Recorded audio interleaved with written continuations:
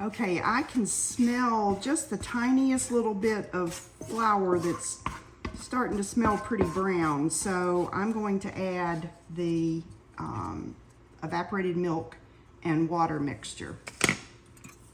So let's hope the magic works. All right, I'm gonna stir at the same time that I'm adding the milk. I might hold a little bit of, well, I've got some extra milk I can use, but this is another trick when you're making gravy, is to use a whisk and keep it moving while you add the liquid. So I'll probably turn up my heat a little bit to 7 now, since that liquid was pretty cold, or room temperature.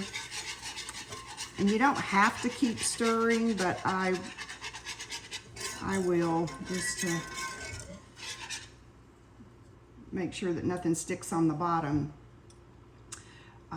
The other thing with gravy is it takes a fair amount of salt to make it taste good.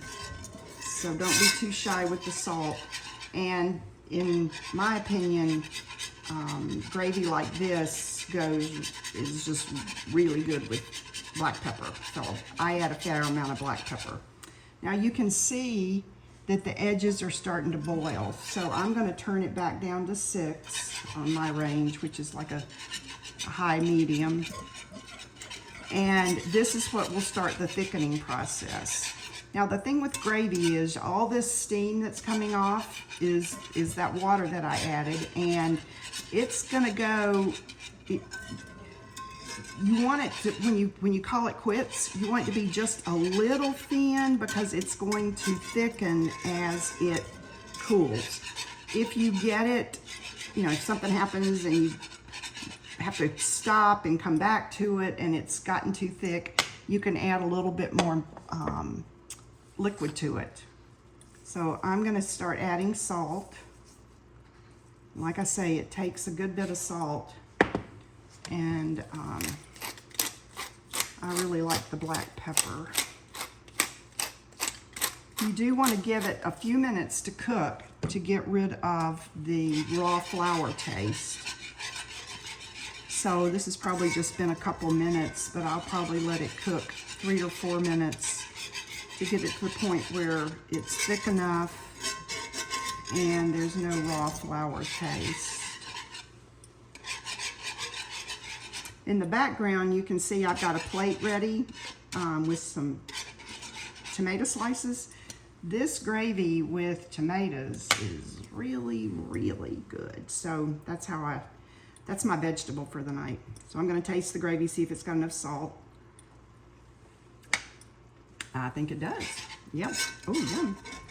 All right, so you can see it's getting thicker and thicker. So the longer you let it go, it'll turn extremely thick. So I think I'm gonna call that quits now. And what you can do is put a lid on it, because if I leave it warming while I get the rest of dinner ready or get people to the table, it will continue to evaporate out the liquid and be too thick. But like I say, while this steam coming out is just water, so you could just add a little water back if you do let it get past the point where it starts to get a little gloppy. But when this cools a little bit, I think it'll be a really good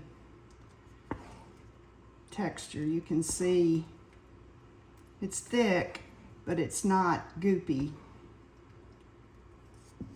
So we'll see if when I pull let's see if you can see, when I pull this back, you can see I see the bottom of the pan, and that's just about right. But it's a personal thing. If you want it a little bit thicker, you can. If you want it thinner, it's your gravy, however you want to do it. So that is cube steak and gravy.